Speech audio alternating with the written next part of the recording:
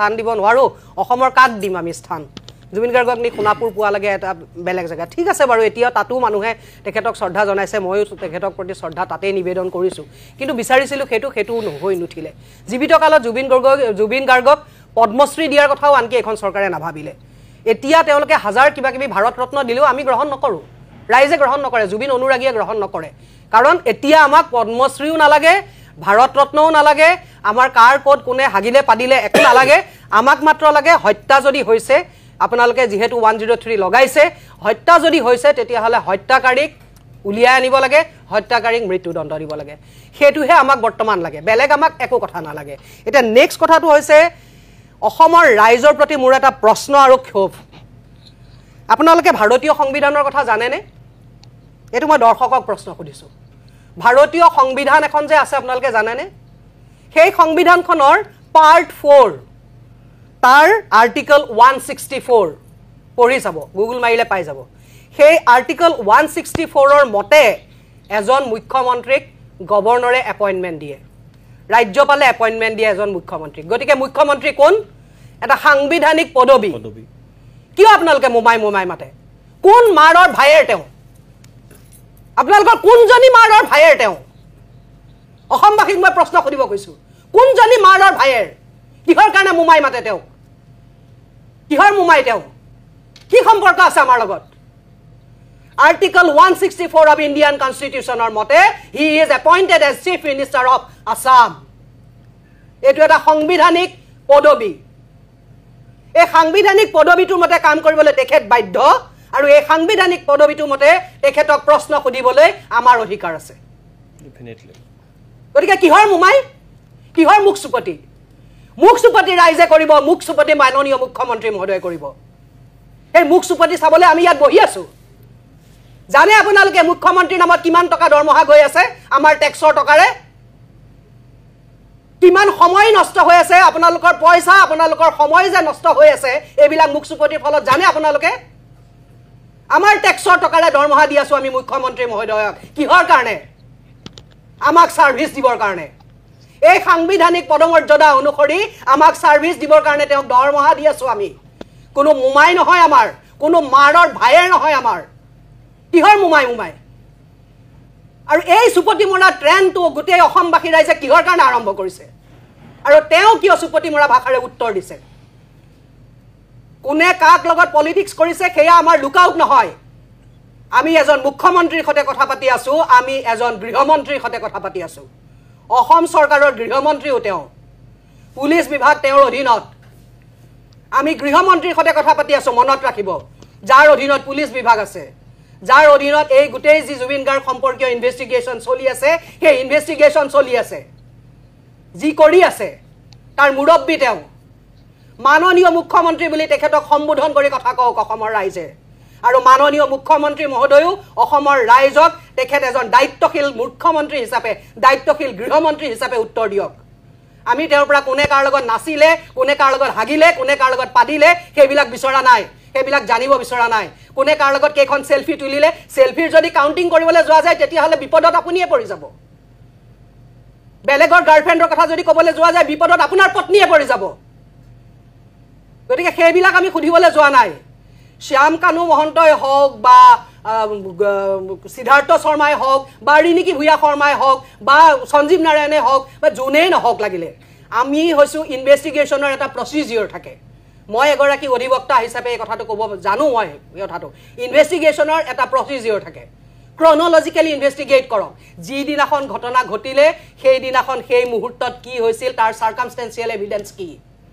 তাৰ ঠিক 1 ঘণ্টাৰ আগত কি হৈছিল 2 ঘণ্টাৰ আগত কি হৈছিল তাৰ 3 ঘণ্টাৰ আগত কি হৈছিল 5 ঘণ্টাৰ আগত কি হৈছিল আগদিনা কি হৈছিল আগদিনা কি হৈছিল তাৰ আগদিনা কি হৈছিল ক্ৰনলজিক্যালি ব্যাকওয়াৰ্ড এনেকে আহি পেলে ইনভেষ্টিগেশ্যন হ'ব লাগে this is the procedure of investigation according to evidence act you should go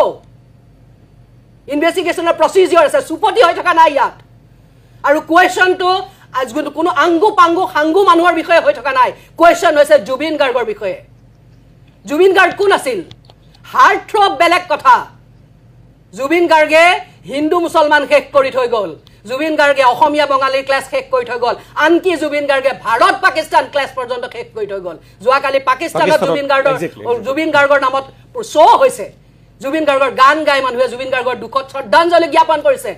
এজন ভাৰতীয়ৰ দুখত এতিয়া কি আপুনি জুবিন গাৰ্গক পাকিস্তানৰ এজেণ্ট বুলি ক'ব নেকি সেইকাৰণে হা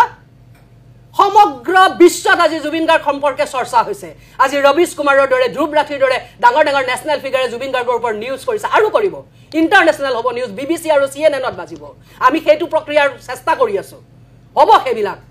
তো এজন ইণ্টাৰনেশ্যনেল ফিগাৰ হয় জুবিন গাৰ্গ জুবিন দা বুলি আমি মাতো সেয়া আমাৰ ইমোশন আমি জুবিন দাক আমি জুবিন দা বুলি মাতো গোটেই অসমে কাৰণ তেওঁ সেইটো বিচাৰিছিল তেওঁ জনতাৰ শিল্পী আছিল আপুনি জনতাৰ মুখ্যমন্ত্ৰী নহয় নহয় আপুনি ইলেক্টেড মুখ্যমন্ত্ৰী তেখেত মুমাই নহয় আমাৰ তেখেত মাননীয় মুখ্যমন্ত্ৰী মহোদয় মাননীয় গৃহমন্ত্ৰী মহোদয় গতিকে অসমৰ ৰাইজ অসমৰ বুদ্ধিজীৱী অসমৰ ছ'চিয়েল মিডিয়াত প্ৰচাৰ হৈ থকা সকলো মানুহ আৰু স্বয়ং মাননীয় মুখ্যমন্ত্ৰী মহোদয়ে নিজৰ ষ্টেটাছত থাকি নিজৰ পদমৰ্যাদাত থাকি বিহেভ কৰক আৰু আমাক ইমিডিয়েট জুবিন গাৰ্গৰ হত্যাকাৰীক লাগে আৰু সেই হত্যাৰ ফাৰ্ষ্ট ট্ৰেক কোৰ্টত বিচাৰ হ'ব লাগে সেয়াই আমাৰ বৰ্তমানৰ দাবী মই ববিতা সভা এই থৈ যোৱা সময়ত আমি যিখিনি কথা পাতিব লাগিছিল তাৰ বিপৰীতে আমি কি কথা পাতিব লগা হৈছে আৰু আমাৰ শাসকসকলে আমাক কলৈ লৈ গৈছে এগৰাকী অভিনেতা হিচাপে নহয় জুবিন গাৰ্গৰ বন্ধু হিচাপে নহয় এগৰাকী সচেতন অসমীয়া হিচাপে মই আপোনাৰ পৰা জানিব বিচাৰিছোঁ যে কি হোৱা উচিত আছিল আৰু কি হৈ আছে কি হ'ব লাগে সৰ্বনাগৰীয়া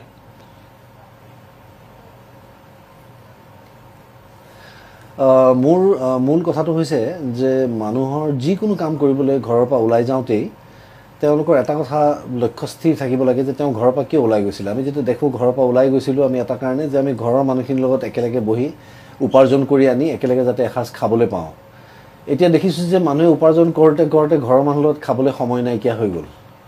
এই যে অদৰকাৰী যে আমি এটা যে ট্ৰিপ ল'লোঁ এই যে অদৰকাৰী আমি এটা কাম কৰিব লাগে বুলি ওলাই গ'লোঁ মূল উদ্দেশ্যটোৰ পৰা যে আঁতৰি গ'লোঁ ঠিক তেনেকৈ মূল উদ্দেশ্যটোৰ পৰা যদি আমি প্ৰতিবাৰে বিচলিত হৈ থাকোঁ প্ৰতিবাৰে যদি আমি অন্য অপশক্তিক যদি সুবিধা দিওঁ যে আমাৰ আৱেগ আমাৰ যি স্বাৰ্থ তাক লৈ যদি কোনোবাই যদি হেতালি খেলিবলৈ সাহস কৰিবলৈ পায় সেইটো কথা বৰ লজ্জাজনক আৰু দুখজনক আজিৰ তাৰিখত আমাৰ যিটো ৰিকুৱাৰমেণ্ট এই ৰিকুৱাৰমেণ্টটো হৈছে যে আমি বিচাৰিছোঁ জুবিন গাৰ্গৰ হত্যাকাণ্ডৰ ন্যায় যে যিটো কাণ্ড হৈছে আৰু হত্যা বুলি আমি কোৱা নাই হত্যা বুলি মাননীয় মুখ্যমন্ত্ৰী ডাঙৰীয়াই কৈছে যে এয়া হত্যা তেওঁ ভুলতে ওলাল নে সঁচাকৈ ক'লে ক'ব নোৱাৰোঁ তাৰপিছত দেখোন সকলো বস্তু সেই দিশেই গতি কৰিছে আজি কেইদিনমান আগতে মই এটা প্ৰচাৰ দেখিলোঁ তাত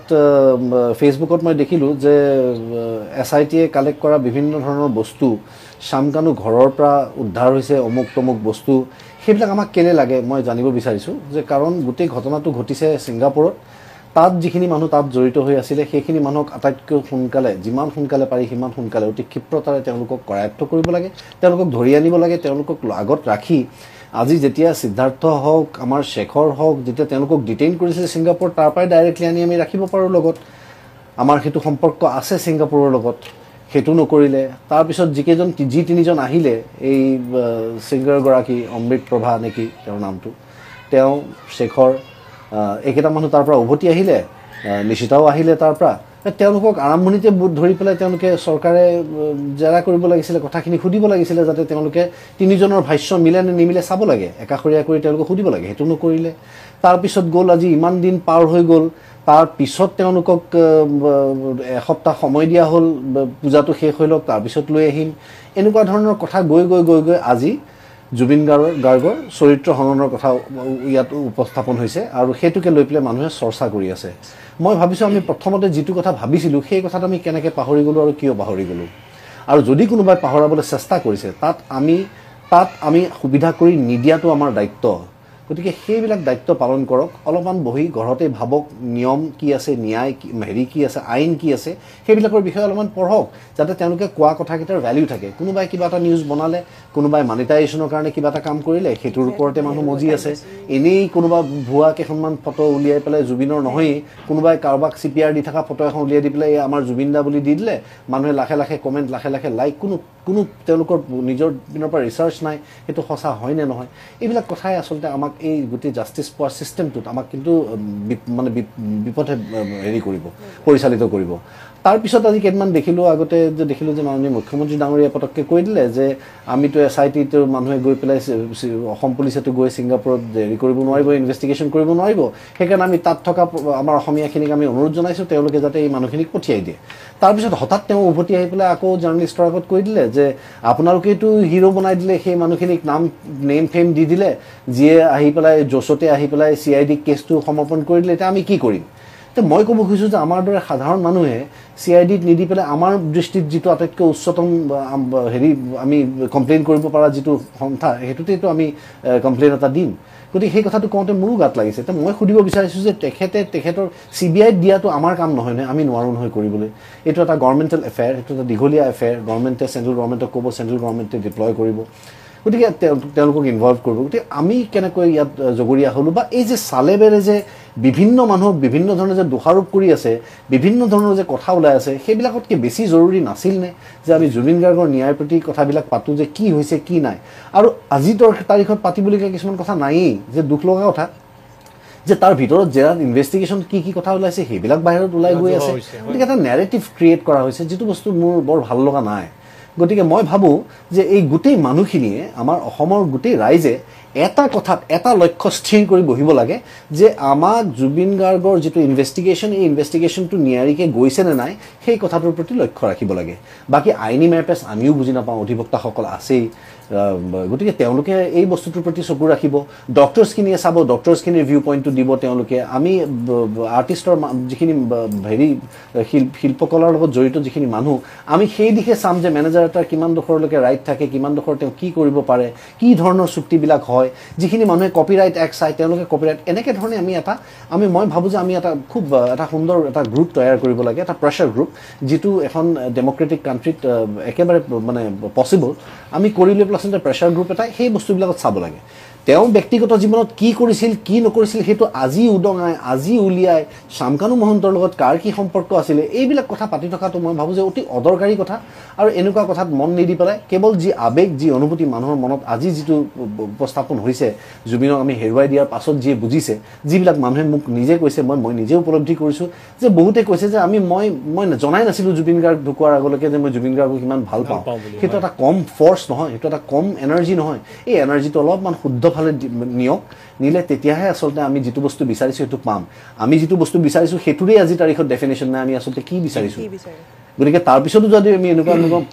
ফকৰা বুলিয়েই কৈছোঁ আৰু নাপায় এনেকুৱা এটা শব্দ ক'বলৈ তথাপিও মই কৈছোঁ যে এনেকুৱা ধৰণৰ অদৰকাৰী কথা এটাত যেতিয়া আমি লাগি থাকিম নহয় আমি যিটো বস্তু বিচাৰিছোঁ আমি কেতিয়াও নাপাওঁ আৰু গোটেই জীৱন অসমীয়া গোটেই জাতিটো আমি কেৱল আন্দোলন কৰোঁতেই যাব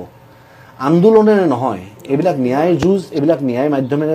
আইনৰ মাধ্যমেৰে হ'ব আৰু তাৰ কাৰণে আমাক ধৈৰ্যও লাগিব আৰু সেনচকুও লাগিব আমি চাই থাকিব লাগিব আৰু নিজৰ মাত মাতিব লাগিব দূৰৰ পৰা চবেই কয় আমি আছোঁ আপোনাৰ লগত কিন্তু সন্মুখত আহি কোনো কথা নকয় গতিকে সন্মুখত আহি কথা ক'বলৈ সাহসো লাগিব যে এখন গণতান্ত্ৰিক দেশত আমি গণতন্ত্ৰৰ অধিকাৰবিলাক আমি সাব্যস্ত কৰিব জানিব লাগিব